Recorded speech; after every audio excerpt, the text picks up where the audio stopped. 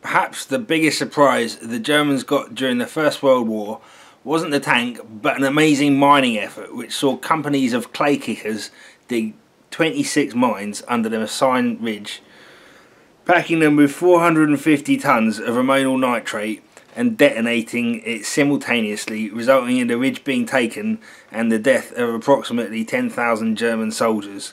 God bless their souls. As a result of this and similar actions, the first thing Churchill did after his promotion to First Lord of the Admiralty at the start of World War II was to start a secret project in order to produce a machine that could dig under the enemy and pop up wherever it liked. This led to its first codename, White Rabbit No. 6, although some say this name is a result of Churchill seemingly pulling ideas out of his hat. Planners and engineers were quick to convince Churchill that this simply was not possible given the technology of the day, and so a compromise was made and an official design brief was set for a machine capable of digging an open trench 6 foot square in cross section.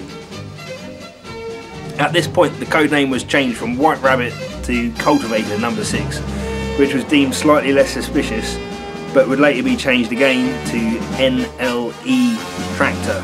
This in turn led to the most widely used nickname, Nelly.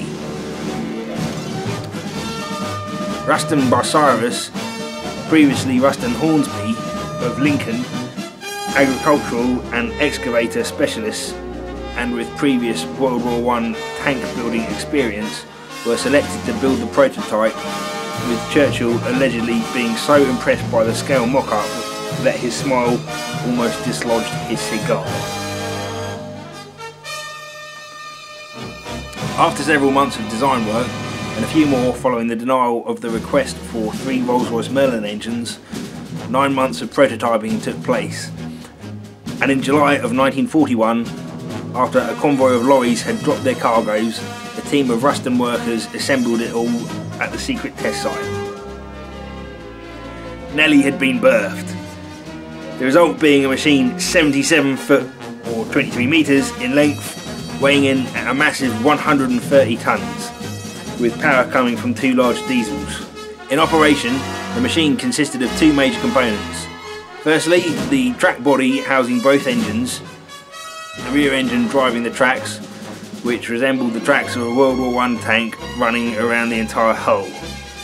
Secondly, there was a cutting head with a huge dozer blade to move the top 3 foot of soil and an excavator bucket wheel mounted below and rearwards, driven by the front engine to burrow through the lower soil. This fed 2 belts which deposited the spoils onto the ground either side of the trench. The head was 30 foot long and weighed 30 tonnes. Its angle of attack could be altered hydraulically in order to dig the trench deeper or shallower, with tilt being adjusted by bringing soil back in and under the low side of the tracked body. Amazingly, it worked very well, and as the spoils were deposited on the top side of the trench, it actually gave a total depth of 7 foot. Trench width was 7 foot 6, and trenching took place at over half of 1 mile per hour. Despite exceeding its original brief, the Ruston built machine, Churchill's metal mole, never saw action for several good reasons. The Scammell Pioneer was the largest transporter available to the British Armed Forces at the time. With a capacity of only 30 tonnes, it would have taken at least 5 of these machines to transport Nelly to the front, where highly trained mechanics would have been required to assemble the machine, which would most likely take 3 or 4 days. The lightning tactics employed by the Germans during the opening phases of the war led to the obsolescence of both their own Siegfried line and the Maginot line, the idea of fighting in fortified lines being the very reason for Nelly's conception. The accuracy of artillery had increased during the interwar years, and with a large trench making a very useful aiming assist for the new specialist dive bombers, the cover afforded by an open trench, considering the effort required to set up the machine, would be questionable. Nelly had no provision for dealing with landmines.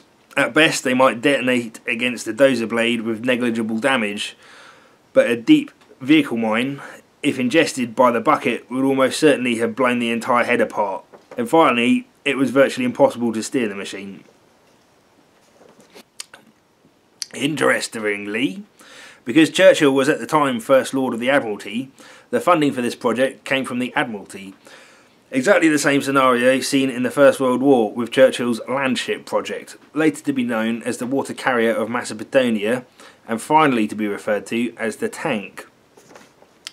It is interesting because although at the time it looked like Churchill had squandered £1 million of the Navy's money, the diesel engine supplied by Paxman to power them all had been specially developed from a previous design in order to meet with wartime production, and a projected order of 400 units to power 200 Nellies.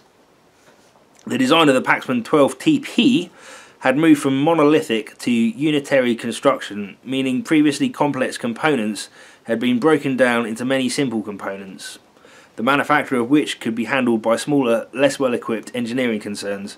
And so when the Admiralty ordered a fleet of LCTs, or landing craft tank, in preparation for the Normandy landing, Paxman hit the go button and 400 small firms produced the 1,500 components required to build each 600 horsepower, 58 litre or 3,576 cubic inch V12 diesel engine. In total, 3,500 Paxman 12TPs were built before the war ended, powering LCTs, minesweepers and patrol vessels, conceivably making it the most important British-built diesel engine of the war. Thank you very much for watching Turbo Productions today. I hope you have enjoyed this episode, and will do me a massive favour by liking this video, sharing and subscribing if you have not done so already. I have another channel, Turbo Conquering Mega Eagle, of which I make things with my own hands. And you can support my activities on YouTube by becoming a patron. Link in the description below. Thank you again, and until next time, goodbye.